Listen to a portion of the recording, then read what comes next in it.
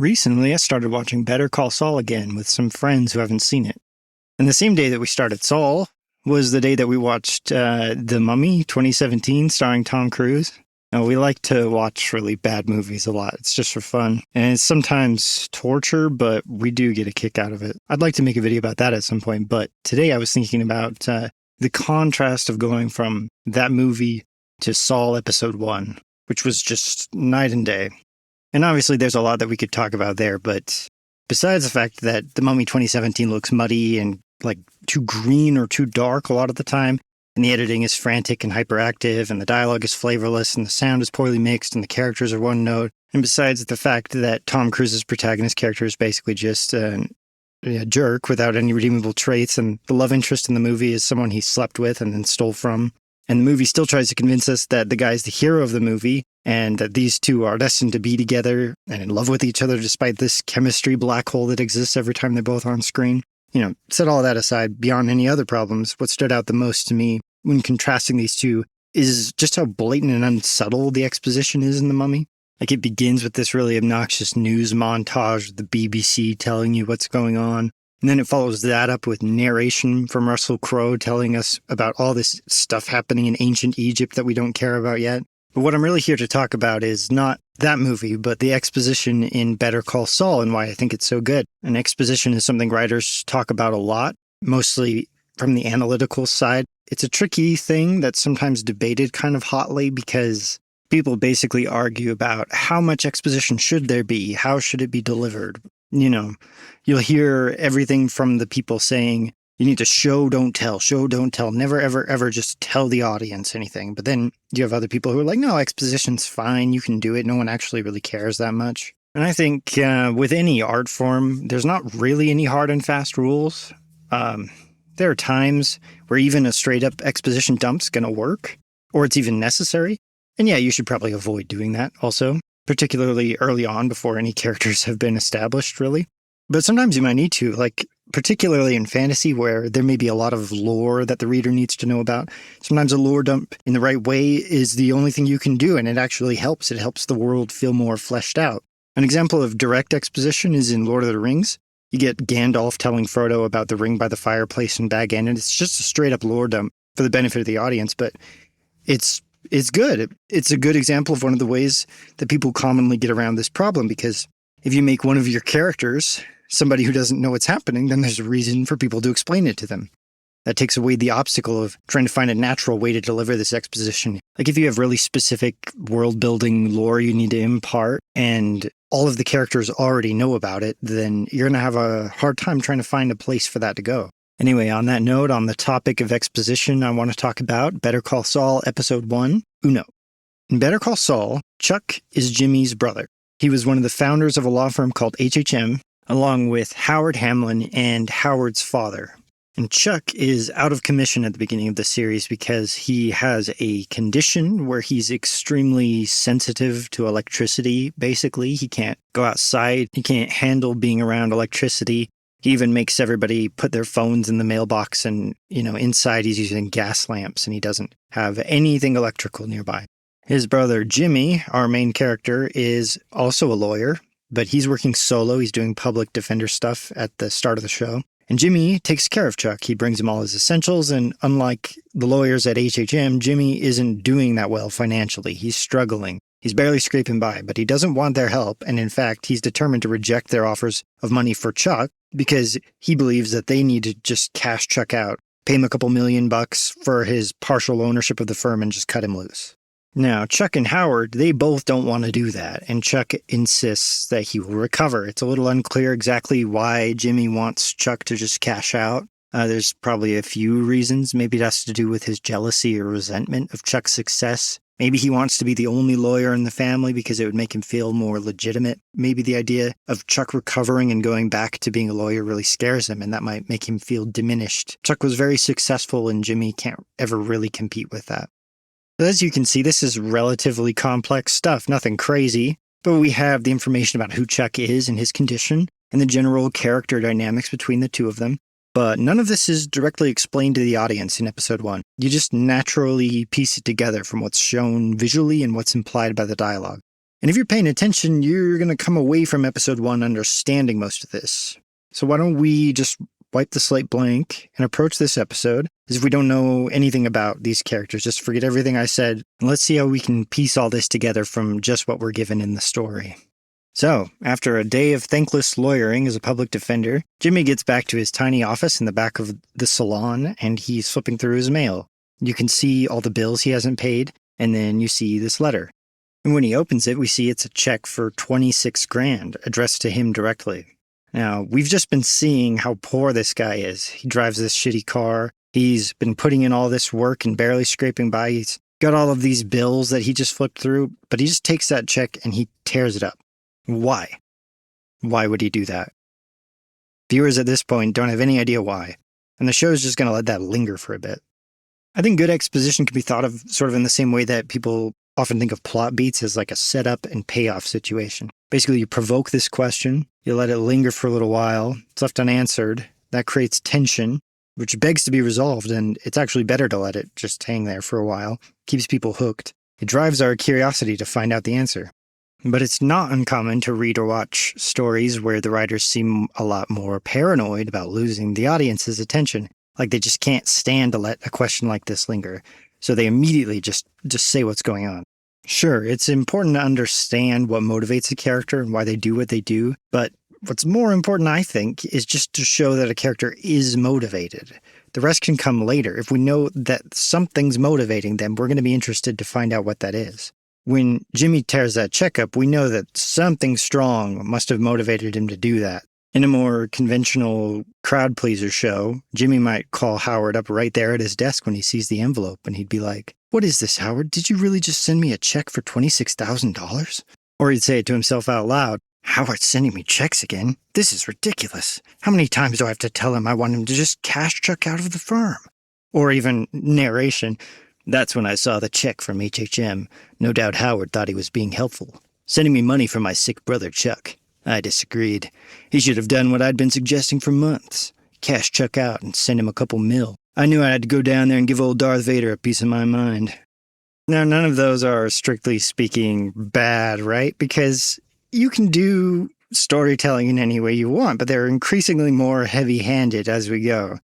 You can still have a good story with heavy-handed exposition. That's not the most important thing when it comes to storytelling, but you can see how subtlety here just adds a little je ne sais quoi, a bit of weight, maybe, realism. With Gilligan shows, I've heard people throw around the phrase, the writers trust the audience's intelligence, but I don't think it's even really about that. I don't believe that the reason that people lose interest in shows like this is because they don't understand what's happening, like they're not intelligent enough to figure it out. Human brains are like made for storytelling. Anyone can watch something like this and grasp what's going on, as long as they're paying attention. So what they're really trusting is your patience. You know, a lot of shows and movies seem not to trust you so much when it comes to that aspect. Like Netflix has this whole second screen philosophy now, where they apparently are demanding that shows be written in a way that no one will be confused even if they're scrolling their phone while they watch. The money people basically treat it like gambling, like they're at Vegas sitting at a slot machine. It's like every project is just a pull of the slot machine. If the timing is right, this might be the big billion-dollar win. They aren't really considering the art part of it at all. It's just an investment, and all they're focused on is the payout. But hey, the success of shows like Breaking Bad and Better Call Saul, that sort of proves that people on the whole are not without appetite for, subtler, richer stuff. All right, but before I get off on that tangent, let's just pivot back to the question of the torn-up check. So Jimmy goes to HHM to confront Howard. He walks right in, he brushes off the lady at the front desk. Brenda. Looking like a stew. Looking like a trichinosis stew. How about, he's not quite ready. Don't. He doesn't even care if he's barging in on Howard. He greets everybody as he passes them. He knows everyone, and everyone seems to know him. They're not greeting him back warmly, but they all seem to tolerate him. And Jimmy gets up there and he puts a little show on for Howard.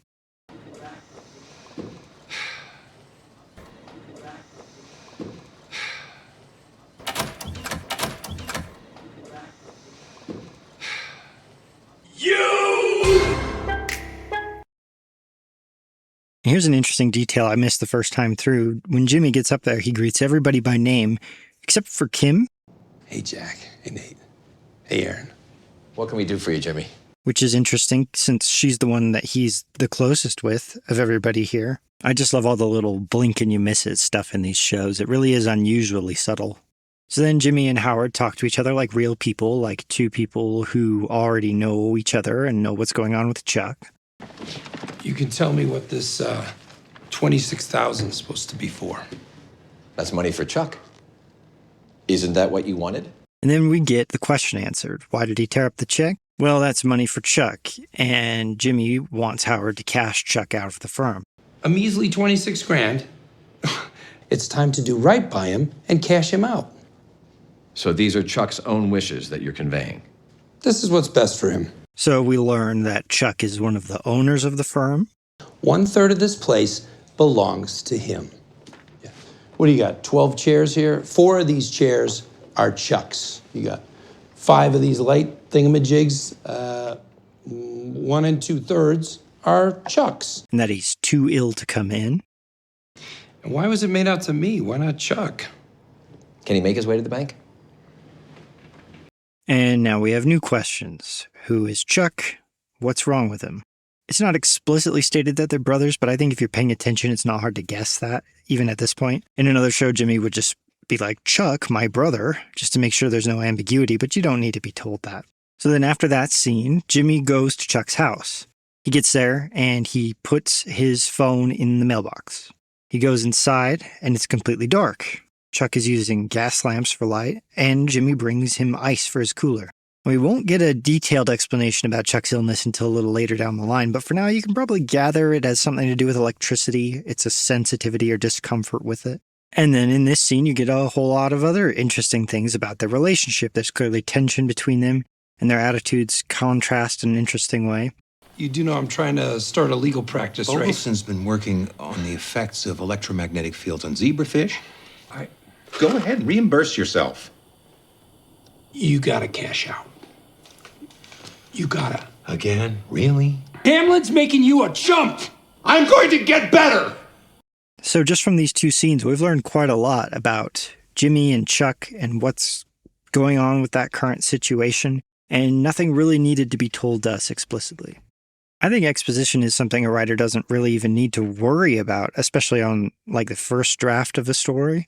What's needed to get the information across here isn't like a strong knowledge of character writing. All that's needed is restraint, right? Avoid the instinct to insert exposition that otherwise would be gradually revealed anyway. The only time you're going to need to exposit more directly is when there's something that's not going to come up naturally, something usually related to the character's past, which is why flashbacks are used so often in fiction, because it's just a way of showing the character's past without having to have it all delivered in dialogue.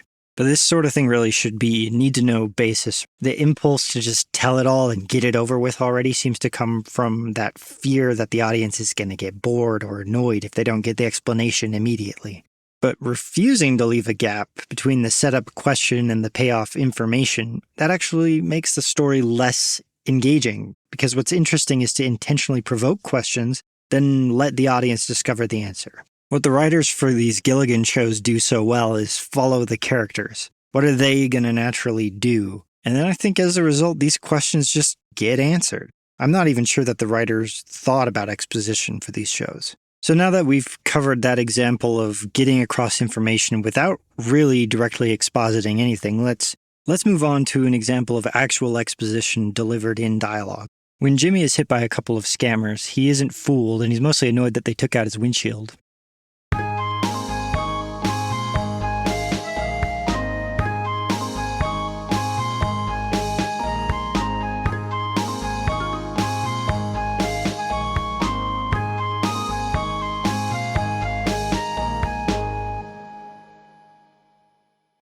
So then what we get here is just direct exposition.